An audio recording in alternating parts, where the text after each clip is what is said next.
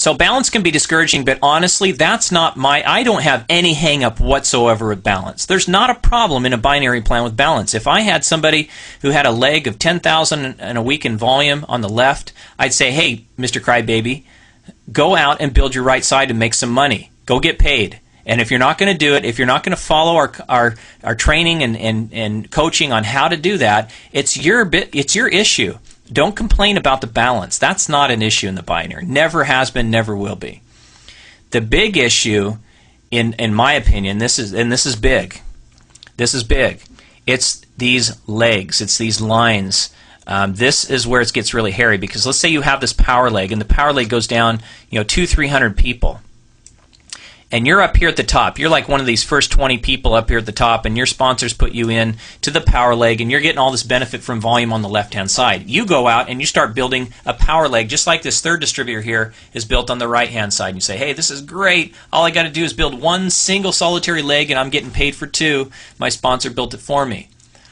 The problem is, again, remember when I talked about the matrix plan? Whenever you create an incentive system that's not fair, it can be a problem.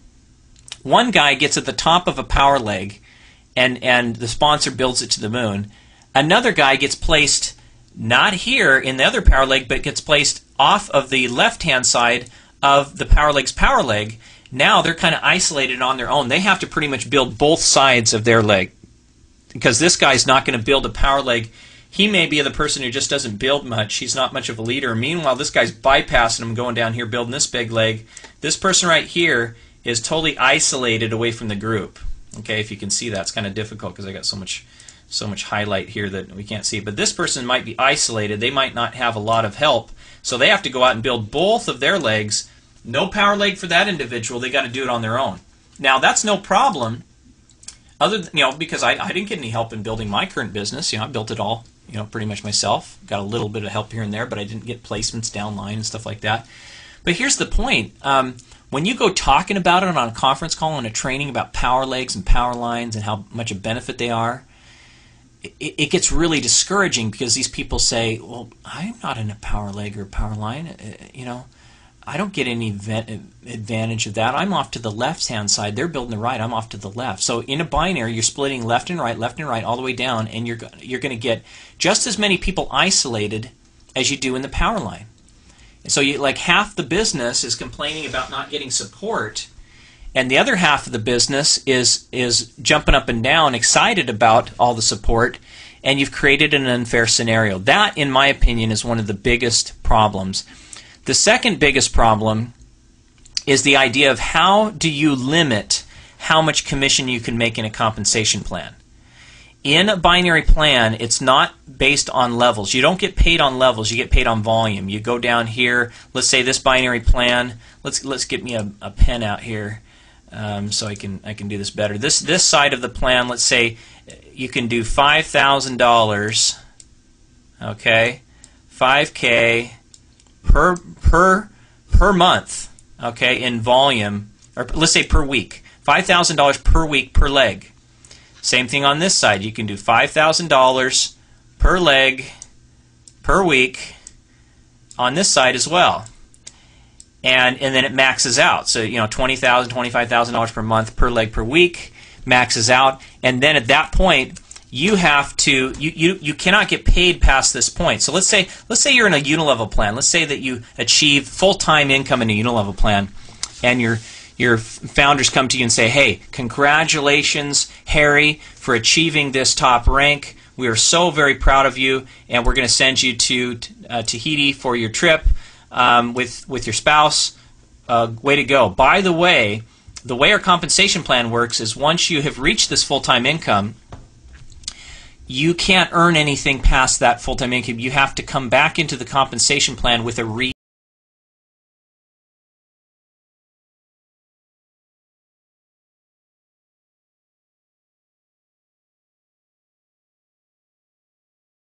building your next legs down here, because you can't earn any more from the positions that you already made. That to me is a huge disadvantage. Now, One of the things that compensation plans have done in the binary plan is instead of limiting it to $5,000 per leg per week, like some of the traditional binaries, they're starting to do what are called cycling binaries that allow you to earn many times that. It's up to $20,000 and $25,000 per leg per week in volume, where you're basically getting up into the high six-figure incomes before you're getting capped off, and you have to start putting in your reentry certificates. And that's a lot fairer for people, but it's still capping. In a unilevel type plan, you don't have the cap. You could have 3 legs that you originally started, 3 legs that continue to grow and grow and grow, and you continue to increase your income indefinitely. You never get cut off because it continues to grow and expand and widen out. And even though you get paid on so many generations, the width keeps continuing to build off of those same 3 legs. There's no capping of volume. It's capping of levels or generations. So, there's advantages and disadvantages to both, but I really found that to be one of the disadvantages to the binary plan. At the same time, there are people making tremendous weekly incomes, and they do generally get paid weekly in the binary plan, in some of these newer plans, especially some of the cyclers. And then finally, one of the things you have to watch out for in a binary plan is some of the plans actually can cause the company to pay out too much. There's a phenomenon that was identified originally. I got this information from Len Clements, who's a network marketing consultant, and he talked about this phenomenon called binary creep, which it's kind of like a scales of economy. When a binary plan advances and it starts having more volume, more distributors, the math doesn't work anymore on these new plans, on these cycling plans, and all of a sudden they have to take a plan that they said, oh, you can do $100,000 volume per leg per week, and they say, oh, sorry, we're changing the compensation plan, now you can only do $20,000. And when that happens, it's kind of like what I tell people: you cannot change a compensation plan. Once you started doing one type of plan, you can't go from a binary to a unilevel and back to a binary again. You can't do that. You have to stay with what you're doing.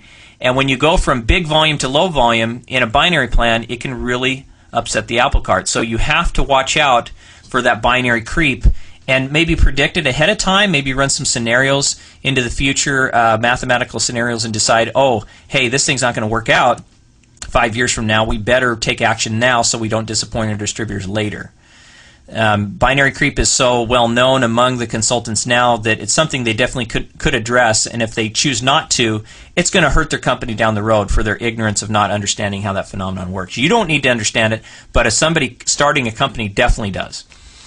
Fifth thing on the bad list would be regulators. They don't like the binary plan because it has a tradition of getting shut down, and it's not necessary. When I looked back and looked at the research, it wasn't that the binary plan was getting shut down. It was companies that had the binary were getting shut down. So everybody thought it was that was associated with the binary plan, and I found in my research that's not really the case. It just so happened that a lot of the plans in the 90s were binary plans that got shut down. But it didn't necessarily have to do with the structure. It had more to do with the management team making bad choices or marketing the wrong type of product. So that's kind of my take there.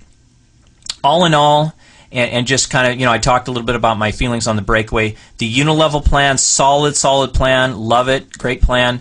Binary plan, I like it too. It's not my absolute number one favorite, but I gave it a B rating in my book because I feel it's a good plan. There's a lot of people making a lot of money. A lot of people like to trash the binary. Even founders of companies and top distributors, they trash the binary. They trash it, and they say horrible things about it. And I'm here to tell you that if you're trashing the binary, you probably don't really understand a binary. You either haven't been involved with one, or you were, and you didn't really know how to build it right, because there are some math, there's some real strategy behind it. Or you were involved as a competitor to the binary your whole career, and you just have this hatred towards it that's not founded on anything. And I think that's one of the reasons that we don't get along as human beings. Sometimes we have prejudice against certain types of races and religions and cultures that are based on really just not understanding them, not having lived with them, not having understand why they do the things they do.